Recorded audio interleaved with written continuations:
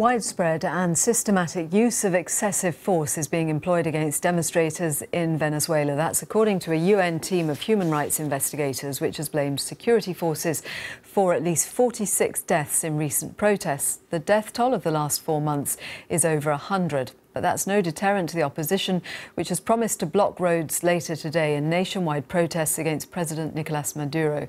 Well, BBC Mundo reporter Daniel Pardo is in Caracas. Daniel, what is the latest with the protests?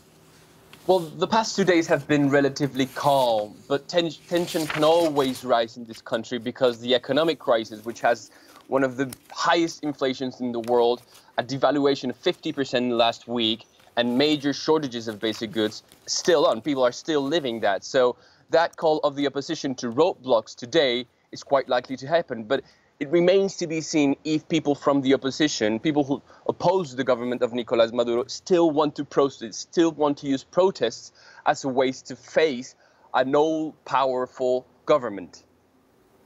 Thank you, Daniel. Well, let's go now to Geneva. We can speak to Ravina Shamdasani from the UN Human Rights Office. Thank you for joining us. I mentioned your report, your concerns about the use of force. Just outline what your concerns are.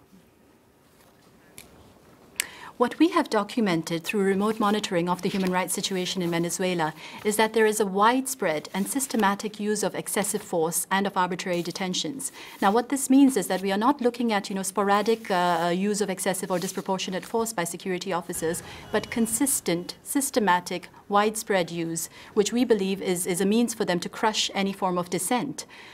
We have also documented that in the course of the detentions, many of these people are subjected to beatings, to ill treatment, which may even, in the most severe cases, amount to torture.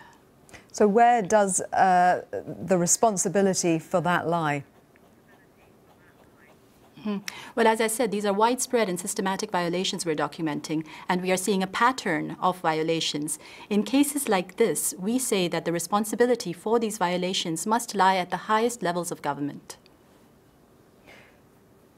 So are you saying that, I mean, obviously you're saying that it is the job of the government to rein in the security forces, but are you saying that the government is actually guiding the security forces in this? There is effectively blood on the hands of the government. Indeed, as you said, it is the role of the government to rein in the security forces, to condemn any kind of disproportionate use of force, to ensure that investigations take place where there are allegations that excessive force has been used, to cooperate with the investigations that were launched by the Attorney General's office. Unfortunately, what we have seen is more crushing of dissent, and in fact, we have recently seen the sacking of the Attorney General herself. Now we are very concerned about the status of these investigations that were launched by her. We urge the government to continue with these investigations to ensure that there are meaningful, credible, independent investigations of every single account where excessive force was alleged to have been committed by security forces. But when you talk about your concerns of what the security forces are they doing it on the direct orders of the government? Is there blood on the hands of the government? Well, it is impossible for us to know whether there have been direct orders. But as I said, what we are seeing is patterns of violations, widespread and systematic violations, which cannot be conducted without the knowledge of the government. And as I said as well, the government has failed to condemn these violations, which is their duty. They have failed to investigate these violations, which once again is their duty. We are seeing arbitrary detention at a very high scale. Reports suggest that more than 5,000 people have been arbitrarily detained, of whom 1,000 remain in detention. And while in detention, we have documented cases of torture and ill treatment, people being hung by their wrists. This form of systematic crushing of dissent cannot be carried out without the knowledge of the government. What should the international community do? The reason why we conducted this remote monitoring, first of all, the High Commissioner for Human Rights had requested access to Venezuela to be able to, for us to be able to go to the ground and document the human rights situation there. We failed to get this access. We then decided to deploy a remote monitoring team to conduct our own investigations from Panama.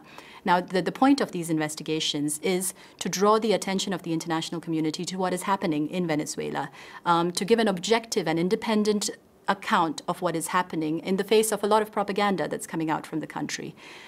The international community needs to react, and we will be publishing a final report with the full findings, with a legal analysis, and with recommendations for steps for the way forward at the end of August. Thank you very much, Ravina Shamdasani from the UN Human Rights Office.